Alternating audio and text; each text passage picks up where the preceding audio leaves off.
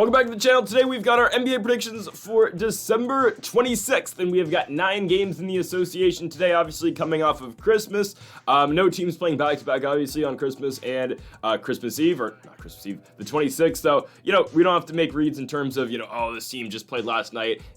All these teams have gotten multiple days of rest playing here on December 26th. And folks, if you have not yet, though, make sure to hit that subscribe button down below for some more daily NBA predictions here on the channel. We will be back with our college basketball best bets on December 28th, so make sure to join us for that. But again, for today and tomorrow, only NBA here on the channel. Also, go make sure to check out our NFL predictions posted earlier this week. Our college football playoffs predictions, again, posted earlier this week. And here is the full schedule for our college football playoffs and bowl games predictions. Again, the next video for this will come out on January 2nd, and obviously on Christmas Eve we did post the college football playoffs round 2 predictions plus every single bowl game up until New Year's. All right, let's get into the first of these 9 games. I said it yesterday and we are sticking with it. Give me the Indiana Pacers to beat the Oklahoma City Thunder. Yes, I have said it time in and time out, and I will repeat it again because it's still the case.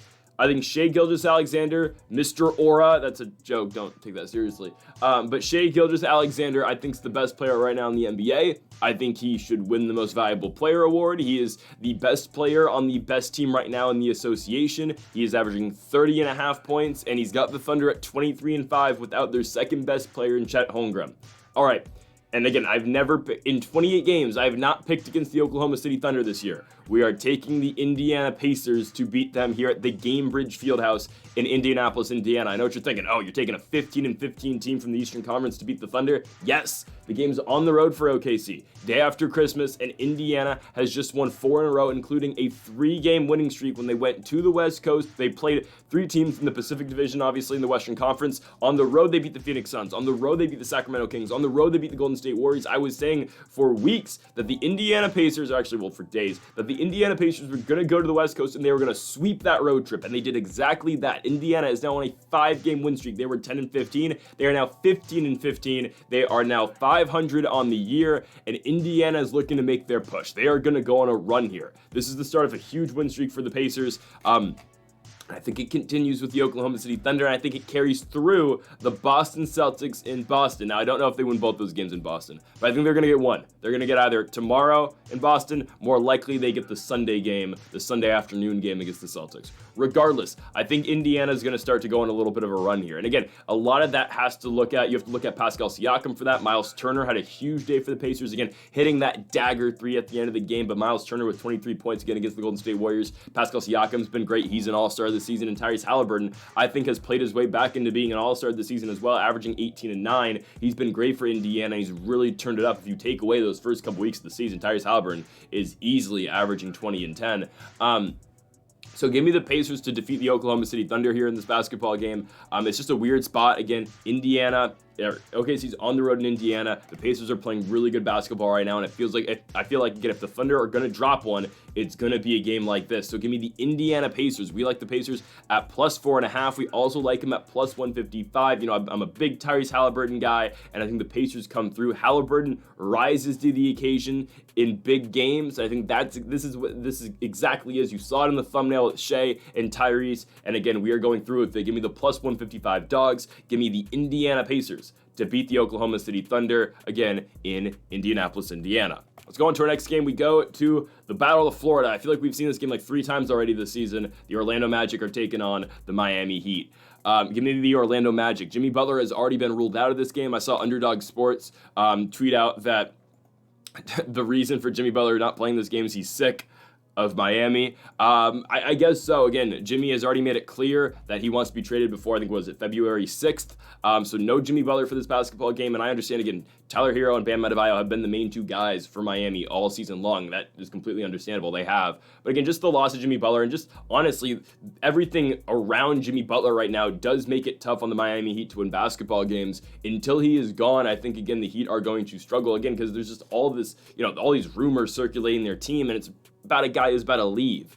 And again, Jimmy has put this Heat team on his back for years, obviously, taking them to the Eastern Conference Finals year in and year out, taking them to the NBA Finals 2 times. I get it. Right now, the Orlando Magic are the better basketball team, even without the guys that they're missing right now. Again, no Franz Wagner, torn oblique.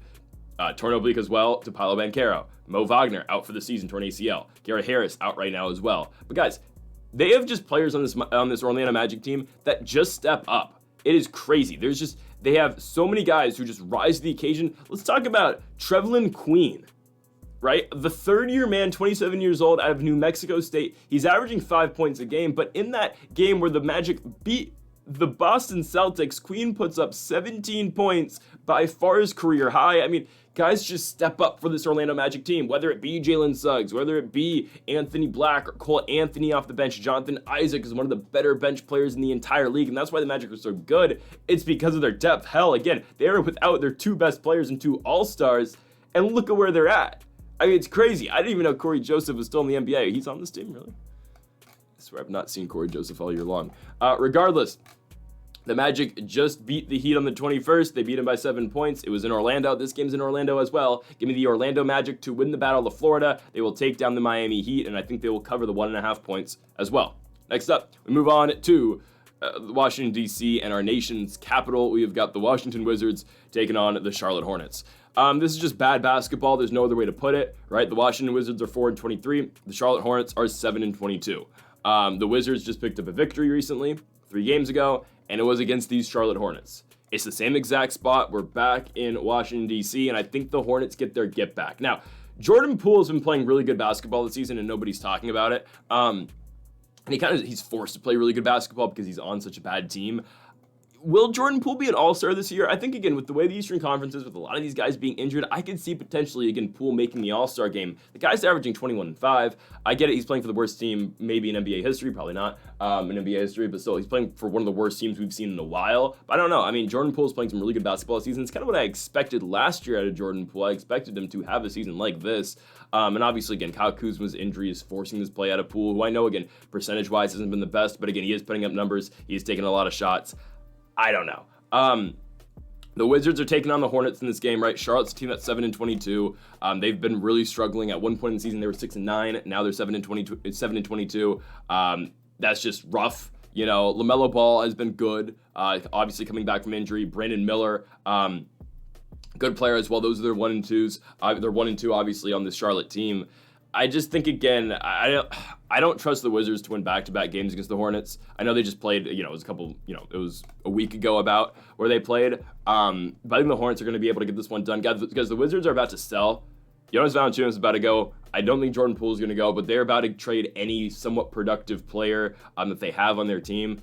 I don't think, again, they're going to win this basketball game. Again, I wouldn't bet on it because it's the Hornets and the Wizards. But give me the Charlotte Hornets to win the basketball game. They'll cover the 2.5 and they'll win this game and obviously cash for us at -135. Next up, we go on to Atlanta, Georgia. We've got the Atlanta Hawks taking on the Chicago Bulls. If you've been watching this season, you know that we're really big on the Atlanta Hawks, and for good reason. Again, Trae Young is a bona fide superstar in this NBA. He is the most underappreciated superstar in the NBA, and the Atlanta Hawks will be able to cover these 6.5 points here against the Chicago Bulls. The Bulls are coming off back-to-back losses to the Milwaukee Bucks and to the Boston Celtics. For Atlanta, they bounced back in their last game, beating the Minnesota Timberwolves after dropping 3 in a row. So Atlanta currently sits at 15-15. Obviously, again, this was a team that made it to the Final Four of the in-season tournament. But you got Trae Young, obviously, who is their leader on this team, and Trae is having an insane season. He's averaging 22 and 12. I mean, that's not getting talked about enough. The presence that Trae Young has on this basketball team, and just again, the help that Trae Young has around him this season is phenomenal. DeAndre Hunter, Jalen Johnson, Dyson Daniels, the great barrier thief, they call him.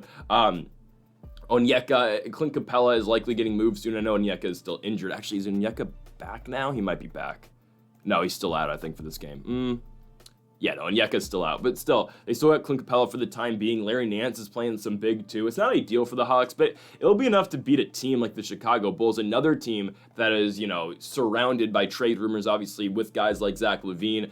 Josh Giddey is not going to play this basketball game. Lonzo Ball is a game-time decision as well. And the thing with the Bulls is they just don't play great defense. Atlanta scores, and they score at will, right? Everyone on this Atlanta team can score. Trae Young is setting up everybody on the court to, either find a shot or, drive to the hoop. That's just the way Trae Young plays. He's an amazing playmaker for this Atlanta Hawks team, and I think Atlanta gets their get back from, the play-in game, I guess, last season. If that means anything, it doesn't.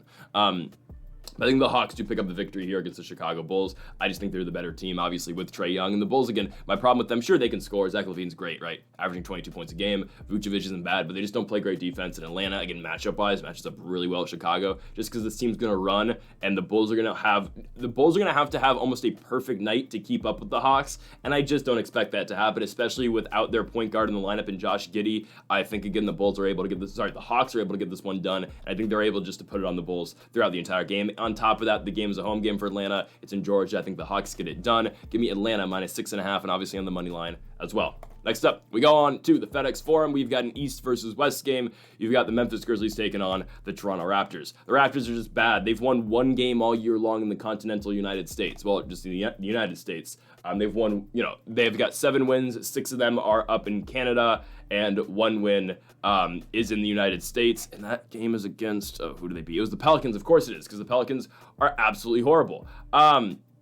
That's fine, the Raptors aren't that great. This is a team that's going to be good eventually. I do believe it. With their core, obviously, with Scotty Barnes, with Grady Dick, with RJ Barrett, these guys are going to be good for years to come. Just right now, the Raptors aren't that great. The Grizzlies are playing really good basketball this season, right? Jaren Jackson, another all-star in this league. You talk about, again, Ja Morant, who is obviously the superstar of this team, but really, again, Jaren Jackson has been playing tremendous basketball this season. And on top of that, you get the Grizzlies at home. The Grizzlies are one of these teams that are going to shoot, and they're going to shoot a lot, and they're going to shoot from the perimeter.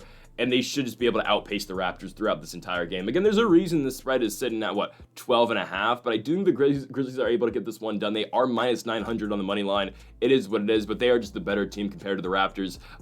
Also, the Raptors are probably going to be without Jakob Poeltl in this basketball game. Poeltl has had a crazy impact for this Raptors team this season. He pulls down a bunch of rebounds per game. He is their starting center.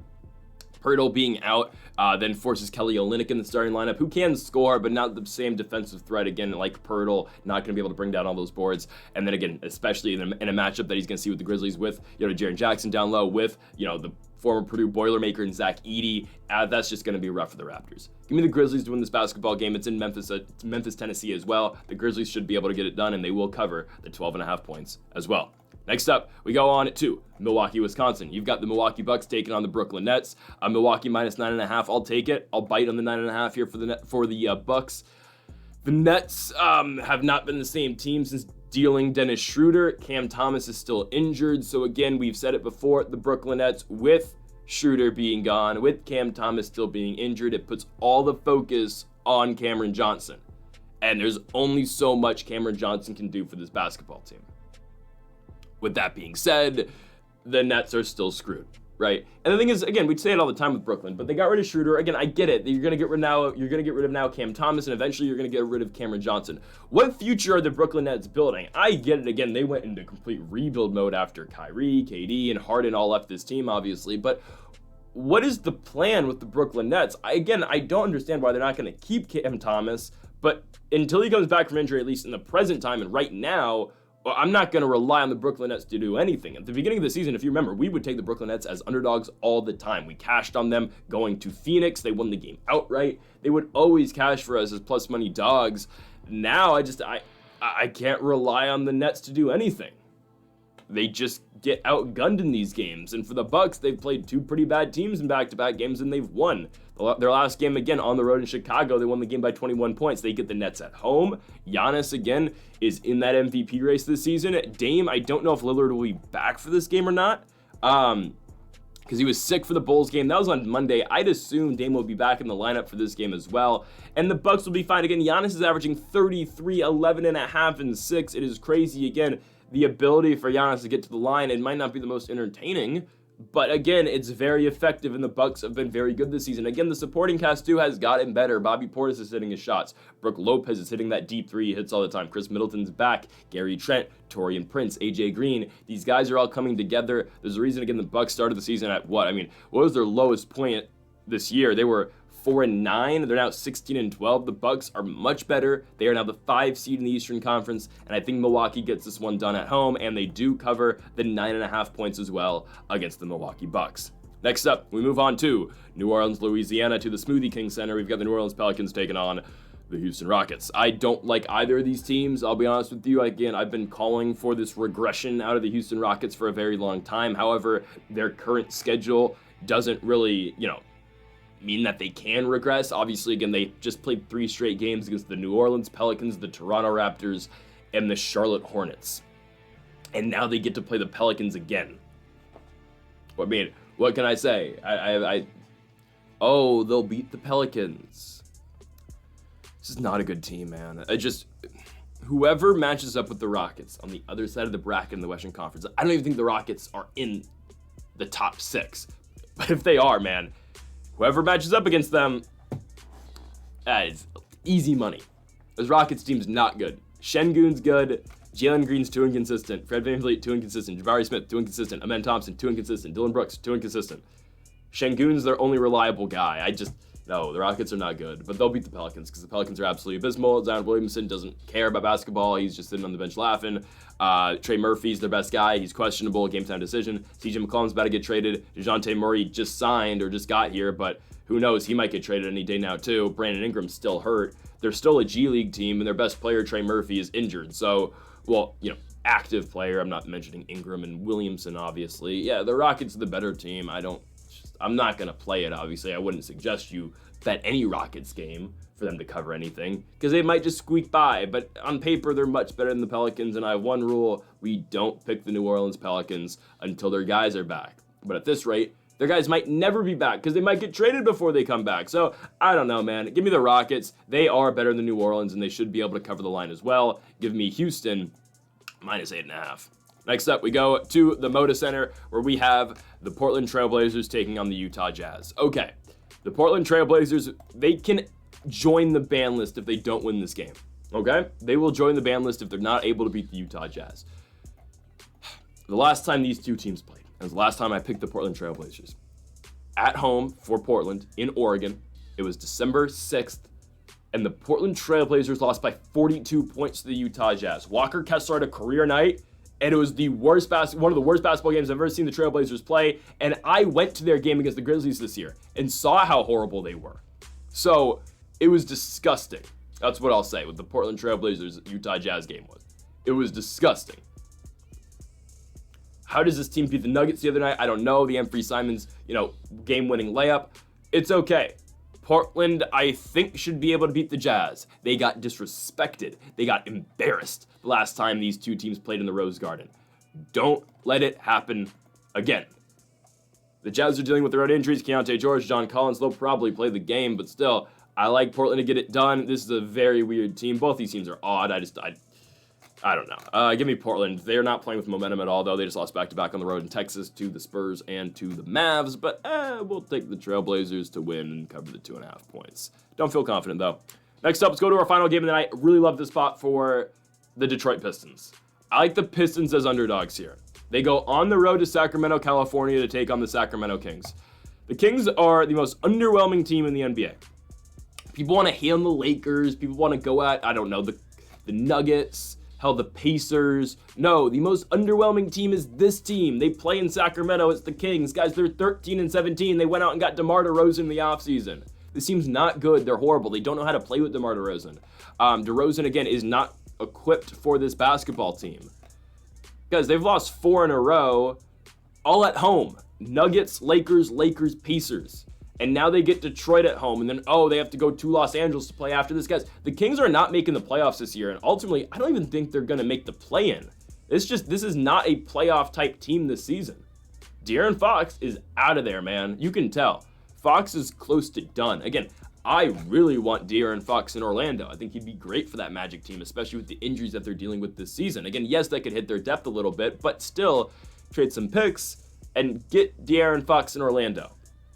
I'd love to see it. Again, De'Aaron this season has dropped 60 in a loss. 49 when they barely beat the Utah Jazz. The Detroit Pistons right now, this is a team that plays great defense. They are, I was sold watching them play the Lakers. Guys, this team has gone back-to-back games, similar to how to the Indiana Pacers. They went to Phoenix and won. They went to Los Angeles and won. Back-to-back games went on the road and won against good teams. I get it. Again, the Suns have not been rising to the occasion, but still, Both those teams and the Lakers and Suns are better than the Sacramento Kings. Detroit will dominate. They got guys like Malik Beasley who all of a sudden can shoot lights out now, and they play real physical defense. And it's going to be really hard on the Kings to literally do anything in this game besides De'Aaron Fox's production. But again, De'Aaron is close to gone. So give me the Detroit Pistons to win this basketball game. I love them in this plus money spot. The only underdog we're taking today, plus 170 for the Pistons on the road to close out their road trip, plus 5.5 as well. Give me Detroit on the road in Sacramento. So folks, thank y'all for watching our NBA predictions here on December 25th. If you haven't yet though, make sure to hit that subscribe button down below for more. Make sure to leave a like if you did enjoy the video. Sorry, December 26th. Again, make sure to hit that subscribe button down below for more. Make sure to leave a like if you did enjoy the video. Make sure to comment if you do disagree with any of the picks. Folks, thank y'all for watching, and Mamba forever.